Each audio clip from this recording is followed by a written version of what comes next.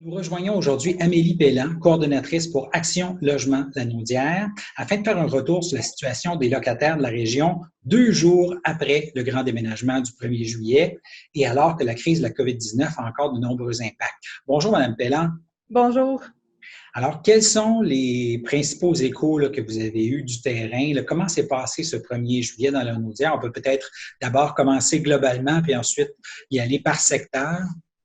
Parfait. Donc, il faut savoir, normalement, on est en congé férié, mais cette année, là, vu la crise du logement, il y a un de mes collègues là, qui était présent pour répondre au téléphone, pour essayer de diriger les locataires en difficulté. Donc, je vous dirais, la problématique principale, malheureusement, il y a des locataires qui n'ont pas réussi à trouver un autre logement. Donc, ça implique des gens qui sont directement à la rue actuellement. Bien sûr, on les a référés vers des hébergements d'urgence, là, donc ils ont pu être pris en charge par des hébergements. Sans quoi il aurait été en effet à la rue. On a aussi une locataire là, qui a communiqué avec nous parce que lorsqu'elle est venue pour déménager le 1er juillet, il y avait un autre locataire qui était présent sur les lieux et qui n'avait pas quitté parce qu'elle n'avait pas trouvé de logement. Donc, c'est elle indirectement là, qui s'est ramassée à la rue. Donc, c'est le genre de situation là, qu'on a eu le 1er juillet. Est-ce que c'est quelque chose quand même qui est assez répandu? Au niveau des statistiques, là, je vous dirais actuellement, on a 5 personnes, en fait 3 personnes dans la MRC de Joliette qui sont à la rue et 2 personnes à Saint-Jean-de-Mata aussi qui sont à la rue. Donc, pour ce qui est des autres personnes qui nous ont appelés, ils ont réussi à se relocaliser. Il faut savoir aussi que on a eu une bonne nouvelle par contre.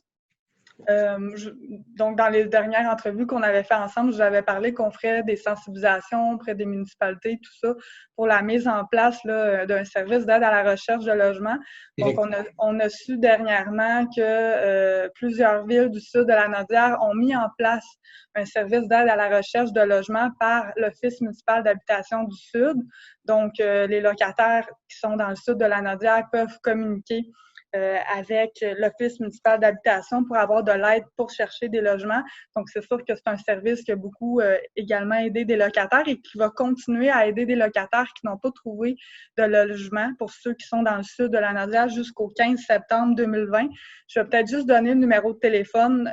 C'est 450-471-9424, le poste 224. Donc, pour les locataires qui habitent Terrebonne, Mascouche, Repentigny, Charlemagne, l'Assomption et qui n'ont pas trouvé de logement, ils vont pouvoir contacter l'Office municipal d'habitation. Dans la MRC d'Autrey, il n'y a aucune municipalité qui a joint ce programme? Malheureusement, non. C'est sûr que nous, il y a un mois, on a envoyé une lettre là, à toutes les municipalités. On est conscient, par contre, que ça prend du temps, là, mettre en place un programme de cette envergure-là. Donc, malheureusement, ça n'a pas été fait. Par contre, on a réussi à contacter la ville de Joliette qui nous disait qu'ils ne pouvaient pas mettre en place le programme là, pour le 1er juillet, mais qui ont démontré de l'ouverture à en discuter. Donc, on doit les rencontrer là, au mois d'août. Pour ce qui est de Berthierville, là, j'ai pas communiqué avec la ville directement, mais j'ai eu quelques échanges avec la directrice de l'Office municipal d'habitation de Berthierville. Donc, les démarches là, suivent leur cours. Autre élément peut-être à mentionner, j'ai réussi à avoir des statistiques de l'Office municipal d'habitation du Sud. Donc, ce qu'il nous disait comme information, c'est qu'entre le 22 juin et le 1er juillet, il y a eu 52 ménages qui ont appelé le service d'aide à la recherche de logement.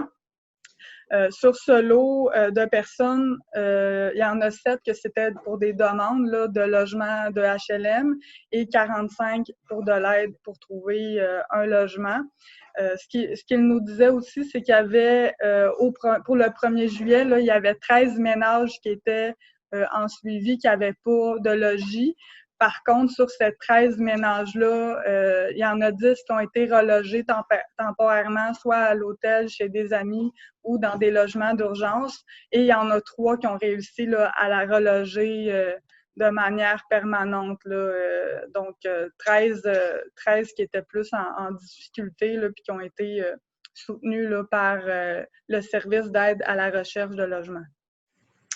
Et on avait parlé aussi, là, lors d'une précédente entrevue, des programmes spéciaux qui ont été annoncés par les gouvernements pour aider à composer avec le contexte de COVID.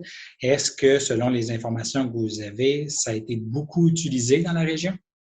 Nous, personnellement, on n'a pas eu beaucoup d'appels à ce sujet-là. Donc, c'était principalement pour les constructions qui avaient été retardées.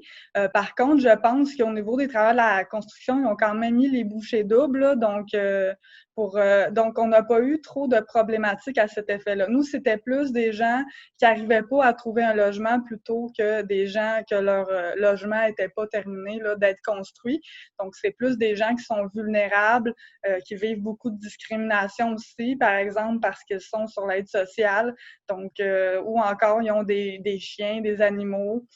Donc, il faut savoir quand il y a une pénurie de logement, ben c'est sûr que ça peut être plus tentant pour un propriétaire d'accepter quelqu'un qui est en meilleure, disons, condition. Donc, à ce moment-là, il y a plus de discrimination. Donc, je vous dirais c'est plus la problématique qu'on a constatée actuellement, là, des gens qui ne trouvaient pas de logement parce que ils vivent des préjugés là, sur leur situation.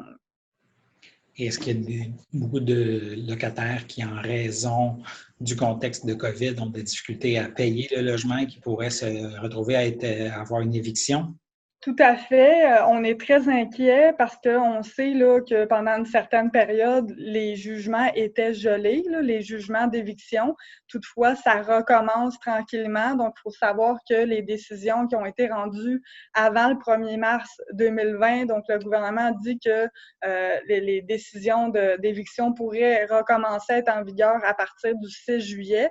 Et pour les jugements qui ont eu lieu après le 1er mars 2020, bien, la date fatidique, c'est le 20 juillet. Donc, on s'attend là, au mois de juillet à avoir beaucoup de personnes là, qui vont peut-être devoir partir parce qu'ils n'ont pas eu la capacité financière de payer leur loyer. Il faut savoir que le gouvernement offre une aide sous forme de prêt, mais ce n'est pas tout le monde qui a accès. Donc, si je ne me trompe pas, là, il y a vraiment des critères assez restrictifs là, pour y avoir droit. Puis, il faut être conscient que c'est un prêt, donc la personne, éventuellement, va devoir le rembourser.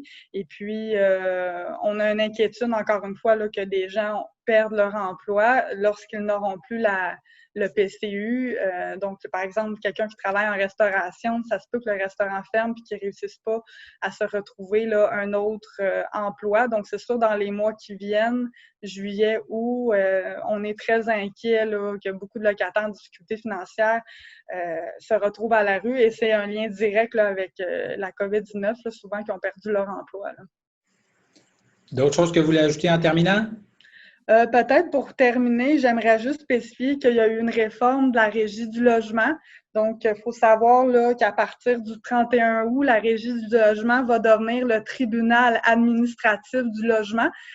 Donc, ça implique différents changements là, pour les locataires et propriétaires. On invite les gens à aller consulter le site Internet de la Régie qui a fait quelques capsules pour expliquer les principaux changements. Donc, c'est très important. Ça peut avoir un impact là, sur les audiences là, à la Régie du logement pour ceux qui sont en attente là, d'un jugement. Donc, on les invite à aller consulter. Et bien sûr, est un organisme qui aide uniquement les locataires de la Nodière. Si vous avez des questions par rapport au changement de fonctionnement de la Régie du logement, bien, on les invite à communiquer avec nous au 450-394-1778.